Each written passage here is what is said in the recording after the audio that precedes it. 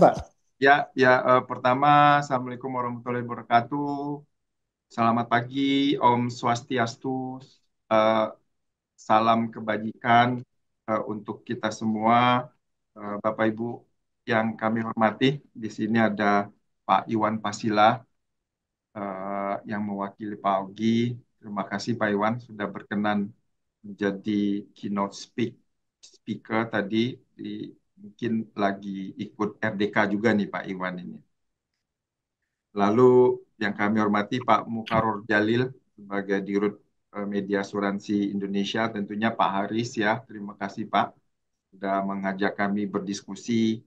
Ada juga Pak Paduka Budi Herawan yang selalu eh, aktif ya, hadir di mana-mana, baik dalam negeri maupun luar negeri. Luar biasa nih Pak Budi nih. Dan Pak Reza juga, terima kasih Pak Reza sudah mau diundang Pak Aris ini, keren banget nih. Juga panelis yang lain ada Pak Danandito, Pak Tatang Nur Hidayat, dan Pak Wianto juga, Pak Beni juga. Eh, Salam kenal, sebagian udah kenal, sebagian belum. Tadi eh, Pak Aris sudah memulai dengan cantik banget, dan Pak Iwan juga tadi sudah memulai. Eh, Semuanya eh, dimulai tadi oleh Pak Iwan, kita lihat tadi ya, geopolitik tensions, climate change, digitalization, kemudian ke depan itu kita kemana sih arahnya tadi yang disampaikan Pak Iwan, yang juga tadi Pak Aris menyampaikan dengan POJK 23 ini kemana nih industrinya akan berlabuh kira-kira gitu ya Pak, Bapak Ibu sekalian. Nah, saya mulai sebelum saya masuk ke dalam POJK itu. Sebenarnya POJK 23 ini sudah kita sosialisasikan kepada industri ya dan ke media juga, tapi bagus juga kita melihat dampaknya seperti apa sih dengan pembukaan dari Pak Iwan tadi yang uh, uh, melihat uh, global ekonomi global itu seperti apa. Ini di mana kita fit in kira-kira gitu Bapak Ibu. Nanti dilengkapi oleh juga Pak apa Pak Reza tadi nanti menarik banget, pasti Pak Reza akan menampilkan eh, benar nggak sih size itu matters kira-kira gitu. Nah, ini Pak Reza, saya pernah diskusi sama Pak Reza bahwa size does matter kira-kira gitu. Nah, ini tapi before that saya mau ngeliat dulu positioning kita di industri itu seperti apa sih kira-kira gitu ya Bapak Ibu. Kita lihat dulu landscape kita itu sekarang seperti apa. Boleh next slide nggak Pak? Oke, next slide ini agenda yang akan kita diskusikan. Sedikit saya nggak akan lama di sini. Aset asuransi kita itu kalau boleh kita lihat itu totalnya sekitar 1.083 triliun dengan pelaku 192 pelaku. Besar nggak ini? Sebenarnya saya punya data comparison dengan negara di ASEAN. Itu kita masih kalah dengan beberapa negara utama di ASEAN kayak Singapura, Thailand, eh, Malaysia, kita kalah. Kalau Singapura mungkin kita kalahnya dengan masalah asetnya 10 kali lipat, kira-kira gitu. Saking besarnya mereka. Nah, ini eh, eh, banyak pekerjaan rumah yang harus kita lakukan seperti yang disampaikan Pak Iwan tadi. If we compares to our peers country, kita masih lag behind. Nah, ini nanti how POJK 23 itu addressing that issue, bagaimana kita itu catch up dengan our peers country, kira-kira gitu Pak, Bapak Ibu sekalian. Begitu juga dengan premi, kita masih uh, kecil ya dibanding peers country kita. Asuransi jiwa itu 160T, asuransi umum 129T. Jadi masih kecil. Next, mungkin biar kita bisa diskusi uh, lebih dalam untuk POJK-nya. Ini juga bisa kita lihat kalau kita bedah lagi aset asuransi komersial kita itu di November 2023 itu sekitar 79 triliun. Nah, untuk asuransi jiwa kalau kita lihat itu memang mengalami kontraksi ya, year on year itu minus minus 3,69%, tapi asuransi umumnya tumbuh 12,06%. Ini uh, banyak jawab untuk ini, why kita kenapa umum itu naik, jiwa itu turun. Nextnya, ini juga kita lihat Bapak Ibu tadi premi dan klaim kalau kita kita melihatnya kita bandingkan 2002 November 2022 year on year itu eh, saya langsung aja kalau sebelah kanan ya rasio klaim asuransi jiwa ini ya sekitar di atas 90 persen, 93-94%. Nah, ini eh, eh, lumayan, kira-kira gitu ya, 90 persen itu. Nextnya, nah ini kalau kita lihat premi dan klaim per lini usaha, kita bedah lagi ya, di down sedikit untuk lini perusahaan asuransi jiwa tadi. eh, Bapak Ibu lihat itu premi dan klaimnya itu di mana titik kenapa asuransi jiwa turun. Kita bisa lihat itu di produk PAID, itu klaimnya 79,44%, eh, preminya 53,76%. Ini jawab untuk kenapa jiwa itu turun. Tapi eh, kita sebagai regulator menerbitkan aturan baru sehingga nanti untuk PAID ini akan ada, kalau saya boleh bilang, new equilibrium, kira-kira gitu ya. Bapak Ibu turun, tapi dia akan turun lebih di posisi yang akan lebih sustain ke depannya. Oke, next Bapak Ibu, kita lihat lagi eh, premi dan klaim untuk perusahaan asuransi umum. Tadi asuransi jiwa, sekarang asuransi umum. Nah, ini tadi klaimnya 90% ke atas, sekarang 50% ke bawah. Ini asuransi eh, umumnya lebih oke nih dalam konteks klaim, rasio klaim. Next.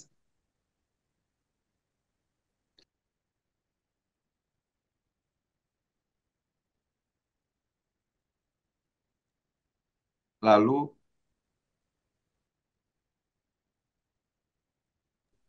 lalu kalau kita lihat reasuransi begitu juga, ini quite a bit oke ya untuk rasio klaimnya.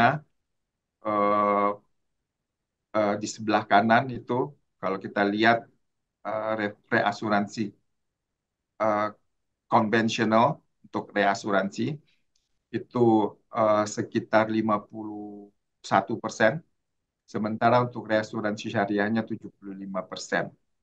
Nah, ini eh, menarik juga, ternyata memang kalau kita bandingkan dengan asuransi jiwa ini lebih lebih lebih rendah rasio klaim terhadap uh, uh, preminya.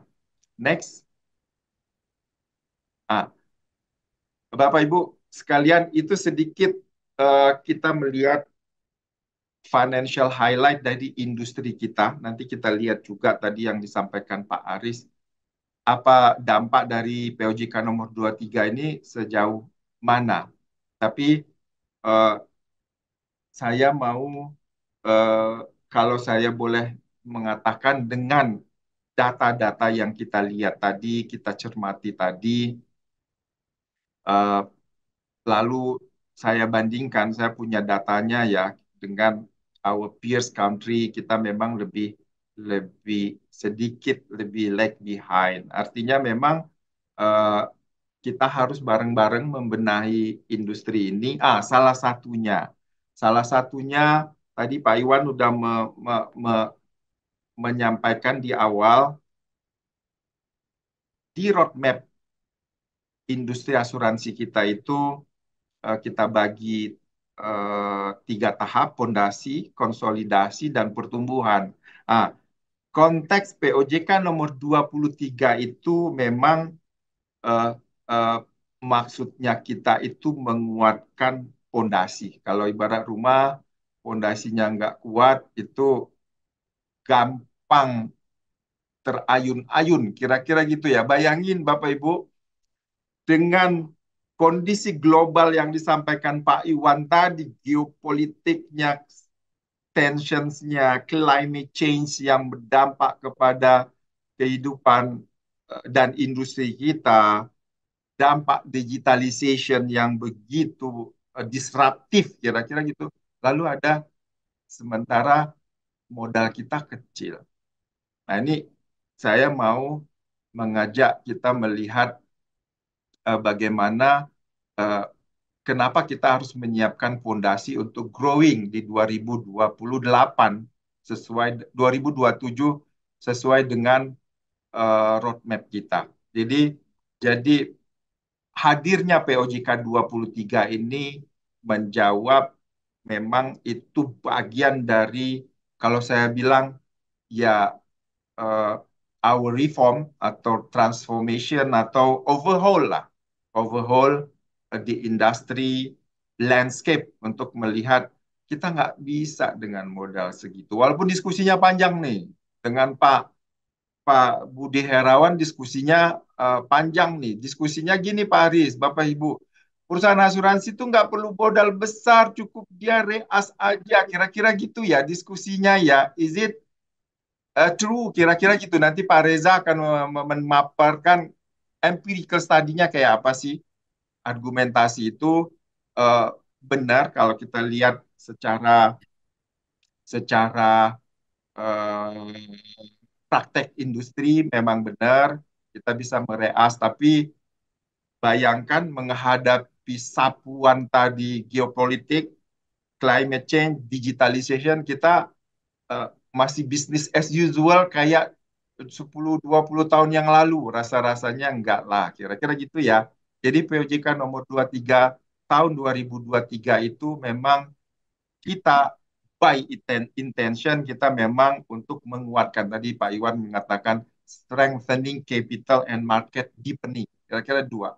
Kira-kira itu yang mau kita lihat nanti bagaimana kita capital itu kita besarkan, market deepeningnya juga kita kuatkan. Nah, market deepening ini memang menjadi salah satu PR kita.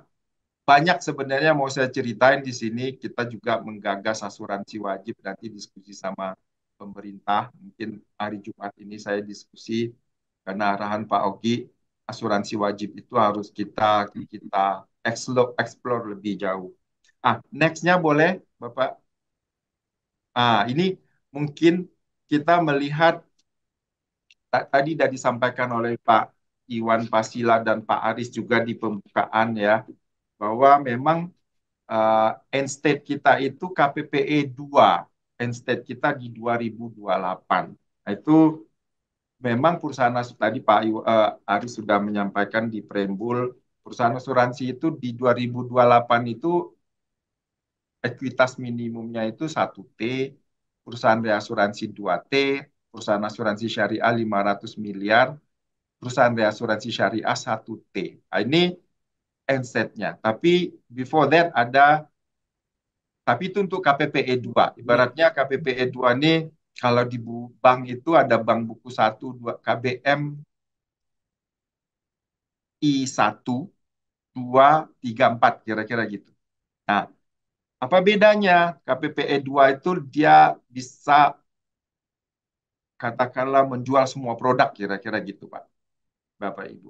Kalau KPPE 1 dia lebih kepada simple produk.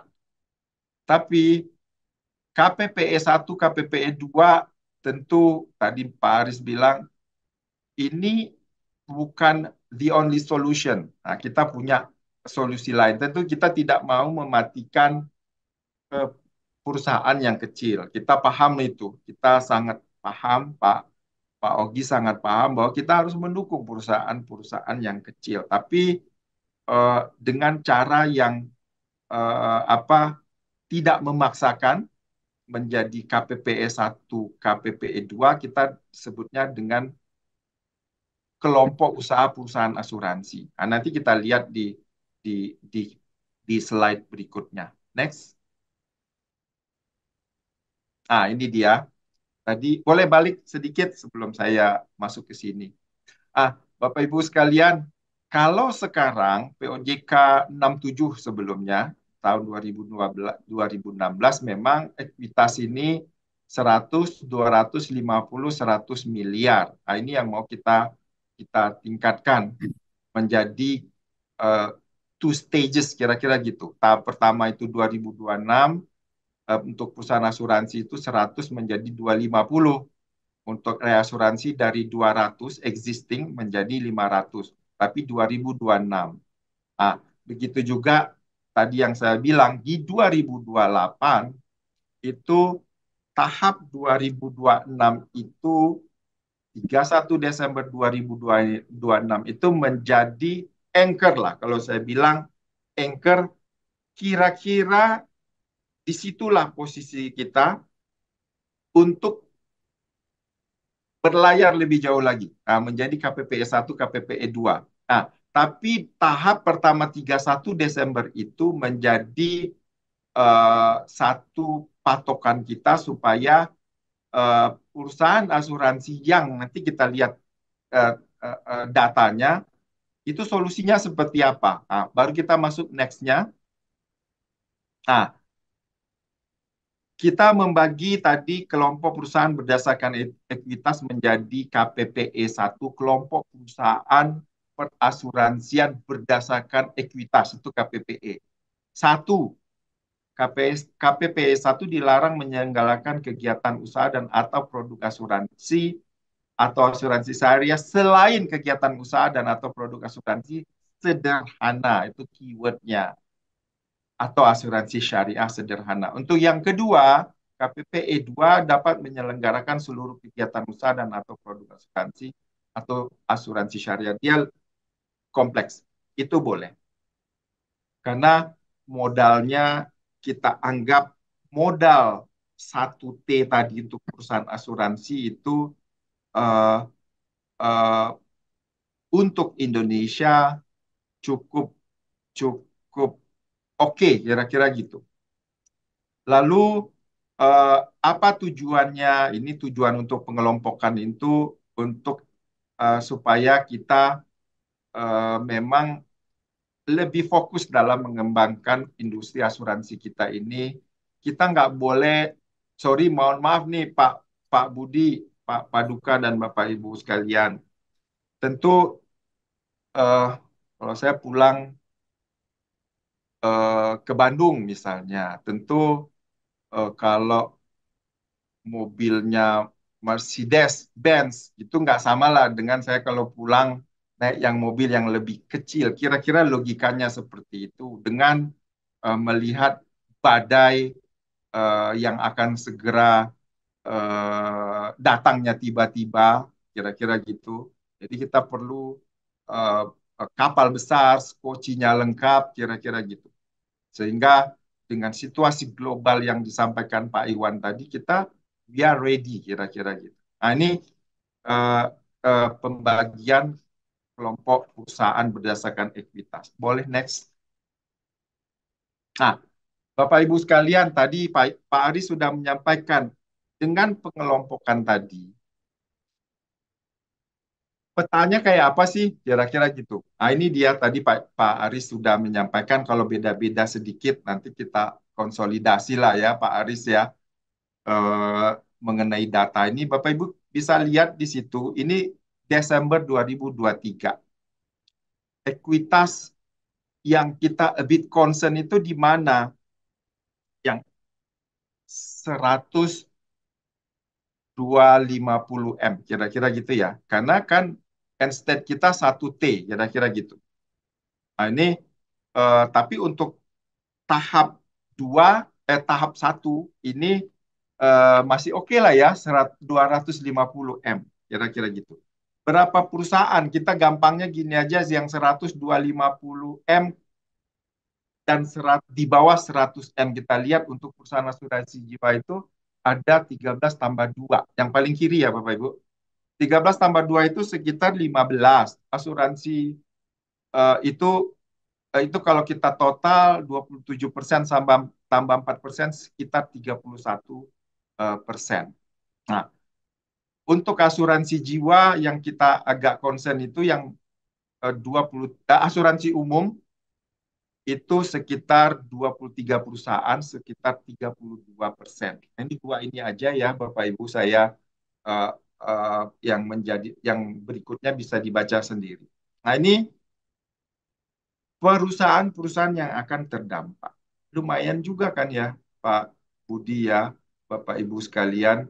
Uh, Lalu kalau kita agak geser sedikit end state kita 2028 yang satu t. Coba aja lihat angkanya, agak berdampaknya agak banyak karena yang di atas satu t 500 sampai satu t itu untuk asuransi jiwa itu cuma 5. Kalau asuransi umumnya 10. Nah, ini lalu yang ke atasnya bayangin 500 sampai satu t itu 5 jiwa 10 umum. Lalu sisanya gimana dong? Nah, ini pertanyaan yang harus kita jawab. Lalu kita lihat lagi end state kita dengan KPPE 1, KPPE 2 tadi itu jiwa 5 dari 49 yang saya sampaikan tadi dari total ya 49 perusahaan untuk asuransi jiwa itu kalau kita kelompokkan dengan KPPE 1 tadi yang modalnya itu sekitar 200 sekitar 500 ya 500 miliar tadi itu 5 dari 49, KPPE 2, 24 dari 49 itu 1T. 24 dari 49, setengahnya ya, 49%. Nah ini Pak Budi ini mau dikemanain? Kira-kira nih Pak Budi nih tugas beratnya. Ah, tapi don't worry, kita paham ini, kita baca data ini dengan baik, jadi kita nggak sembarangan melihat, membuat kebijakan, kita eh, paham maksud kalau polisi eh, apa yang kita buat regulator itu Pak Reza paham banget lah ini dia. Regulator itu hidupnya antara surga sama neraka, kira-kira gitu ya Pak Budi ya. Kalau Pak Budi bilang kita naikin modal, oh, ini regulatornya masuk neraka nih kira-kira gitu. Karena dampaknya banyak. Perusahaan ada yang tutup kira-kira gitu. Tapi for the longer run, yang surga, yang neraka tadi for the longer run mungkin masuk surga, gitulah Pak Budi kira-kira gitu. Karena dengan badai tadi nggak bisa lah kita pakai motor bebek, kira-kira gitulah. Kira ini jalan ini aneh, lucu-lucuan aja nih Pak Budi. Ada badai lalu kita pakai perahu kecil kira-kira gitu dengan badai yang kayak gitu. Nah, regulator itu kayak gitu dia. Ngelihat 10 tahun ke depan tuh kita tuh kayak apa sih? How we striking the balance between surga dan neraka tadi itu menjadi tugas regulator tuh Pak Budi. Jadi memang diskusinya Pak Budi kan gitu tuh. Eh, ini mau dibawa kemana? Tapi saya tahu kok Pak Budi di AAUI udah nyiapin sekocinya lah. Beliau punya inisiatif-inisiatif yang eh, bagus menurut saya. Kemarin kami diskusi juga ini mau dikemanain. Nah, nanti kita dengar Pak Budi bagaimana beliau sebagai Ketua AAUI mencari skoci yang pas untuk perusahaan-perusahaan yang tidak akan memenuhi ekuitas tadi. Tapi dari segi regulator kami menyiapkan skoci itu. Next-nya, ah,